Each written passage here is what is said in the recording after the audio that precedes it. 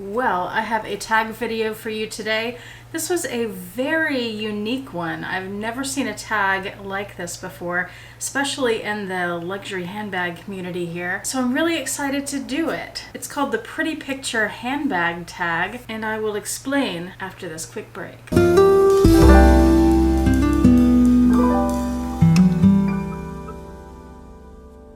Hi YouTube, Autumn Beckman here. Welcome to my channel, or welcome back to my channel. My channel is all about luxury living on a budget, from high-end luxury handbags to the everyday luxuries of life. If that sounds interesting to you, please make sure you subscribe, click the bell notification icon to be notified when I post new videos, and be sure to like the videos that you enjoy. So like I said, I have a very unique tag today and I'm excited about doing it. It's called the Pretty Picture Handbag Tag. I'm looking down at my notes, and it was started by LV Luxe Girl. I saw Lady B do it, so I'm going to link both of their videos down below. Now, as far as I know, no one has tagged me, but LV Luxe Girl said anybody who wants to do it, that she tags you, so I've been tagged by her, let's say that. I will tag some people at the end of this video, except that I will actually write it in the description box below. I'm terrible about tagging people in these videos. I always forget, and then I just put it in the description box when I'm editing. And the premise of this tag is that you look back through your old photographs and you find pictures of you from a long time ago where you have handbags. You're carrying a handbag. So this was a little tricky for me, and I will explain here. And as I'm talking and telling you this whole story, I will be posting photos, so I'm gonna scoot over here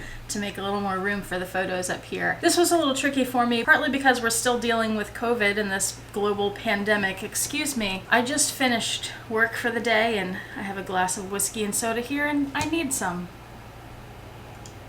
That is much better. So I was saying it's a little tricky during the pandemic because most of the family photos, the actual printed photographs like we used to have, remember those? They are out at my mother's house, which is about 20 miles from where I live, and I haven't been inside her house since maybe January, somewhere around then, and it is now the end of September. I will not be going in her house until the pandemic is over, or we have vaccines, whatever, whenever it's perfectly safe to do so. So I do not have access to those photographs. I did, however, have a few photos in my hard drives here that had been digitized from the paper photos. So I was going through what I did have, and what I found is that the pictures of me that are really young, and she wants you to go as far back as you can, handbags just weren't a part of my life growing up for the most part, especially before I could afford to buy things on my own, which started to happen when I was in maybe middle school or high school, because I did work while I was in high school. So the pictures that I have of me where I'm really young, like this one sitting on the piano, have nothing to do with handbags. There are no handbags anywhere. The pictures of me when I'm that age, and even older too, tend not to have handbags. They tend to be of me with dogs or with Vincent. And the younger pictures that I thought, well, maybe there'd be a handbag in this picture, pictures like birthday parties, no handbags. Easter, no handbags. We got an Easter basket. Did we get an Easter basket every year? I don't think we did. I think we had some Easter baskets that maybe my mom had made a lining for,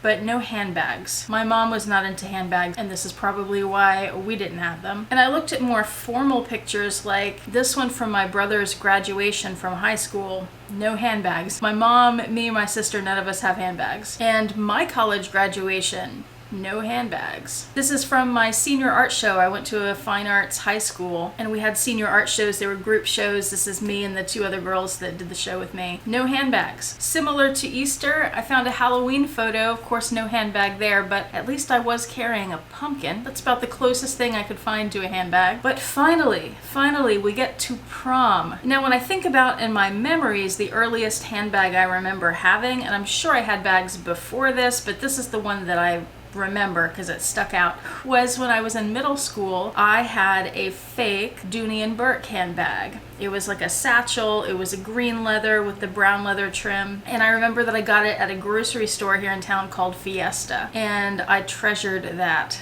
Dooney & Bourke was big at the time, and even the fake bag to me was just amazing to have. It was a really big deal. But I don't think I have any photographs at all of that handbag. But finally, senior prom, I did have a handbag, and I wish I had this one still. I don't know what happened to it. It probably got ruined at some point and put in the garbage, unfortunately. This was probably the coolest handbag I've ever had in my entire life, and you're not going to be able to see it in the photo because it's so small. But I'm standing here holding it in my hand, and what it is, and I don't remember where I got it either. I was volunteering at the zoo at the time, at the Houston Zoo, and I had a friend who worked there who was like a supervisor guy, and he probably got it for me from one of his overseas trips where he went to learn about birds, because we worked in the bird department, because he would pick up weird stuff for me, and this was very weird. This handbag was a frog or a toad, I'm not sure which word is really accurate, but it was a frog about this big, a real one, that had been, you know, everything taken out of it, and somehow just the outside, the skin was left and dry and hardened, and it had a flap on the back that you could open and put your things in. Card just ran out of space. I had kept talking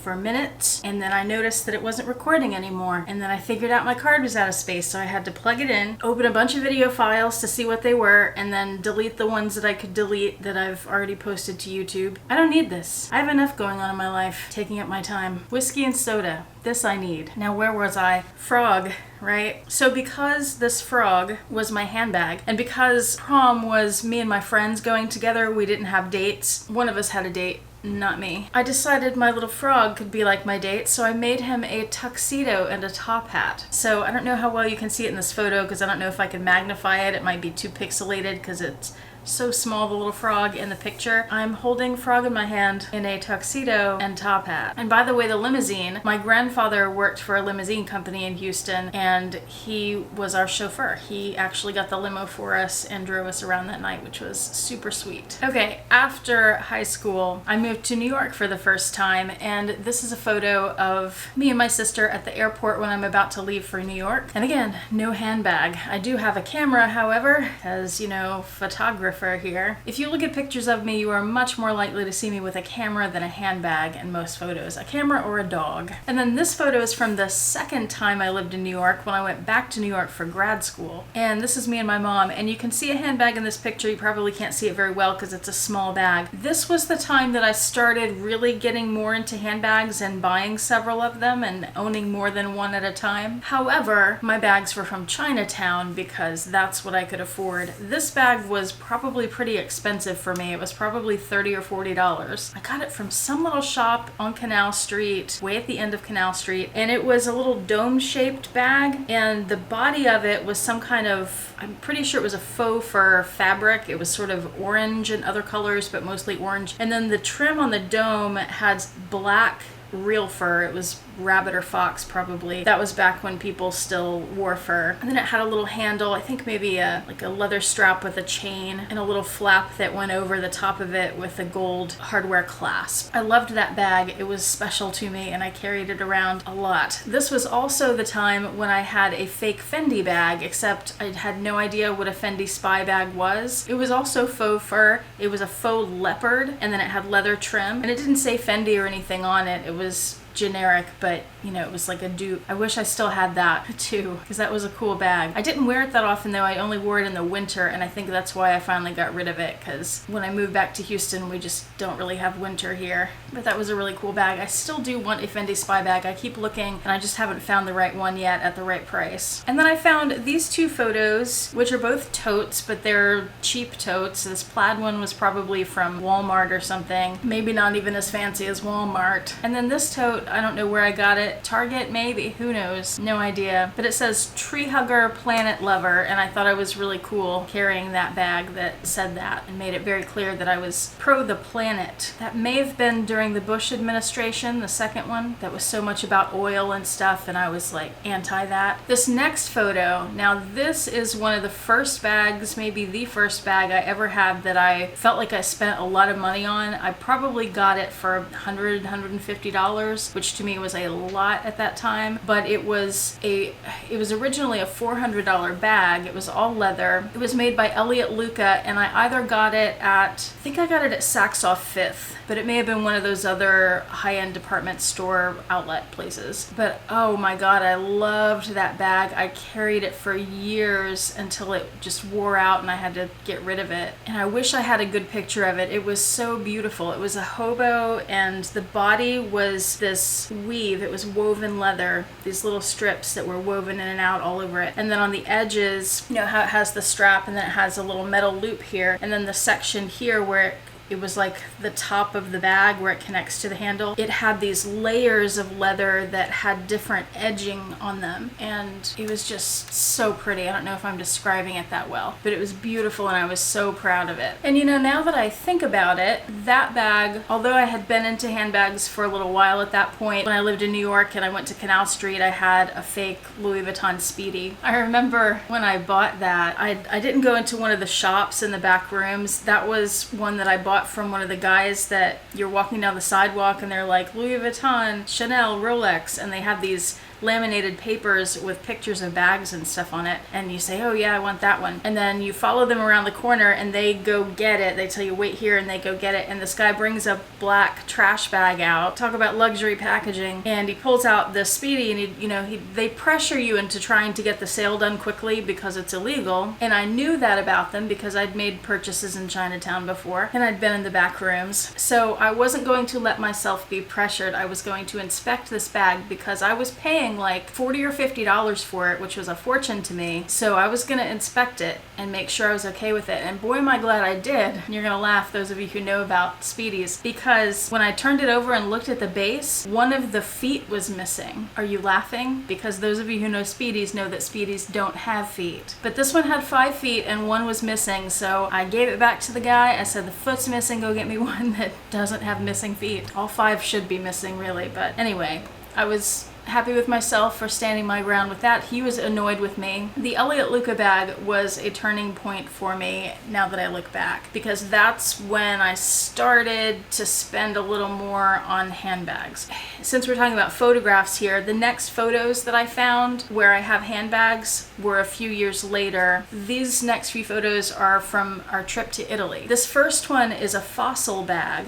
And you guys know that I am all about the deal and getting things on sale, and I try not to pay full price if I can help it. This bag I paid full price for. I had been looking for a while for the perfect crossbody bag. It had to have a chain, it had to be smallish, and it had to be really pretty and chic, in my opinion, because I was going to Italy and I wanted to look decent. So we went to the Galleria and I found this bag at Fossil, and it was probably $120, and again, that was a fortune to me even at that time. I did not want to pay that much for a handbag, but I hadn't found anything else that I really liked, and I loved this one, so I got it. I also took this tote bag to Italy. I got this off Etsy. It was probably $30 or so, and it has 2 dachshunds having tea at a little tea table. But again, when you look at photos of me, you are more likely to see me taking photographs, carrying a camera, and in this case carrying a camera backpack with all my lenses and other equipment in it. So when we look at the Italy pictures, that's pretty common. And then there was this. I think this was my very first high-end luxury brand purchase. We went into Florence. You know, they have Chanel and Louis Vuitton and all those places. I knew I couldn't afford that. I wasn't buying that stuff yet, and I was not even walking into those stores. I wouldn't dare step foot in those stores yet. But there was a Gucci museum, and I wasn't interested in the museum at the time.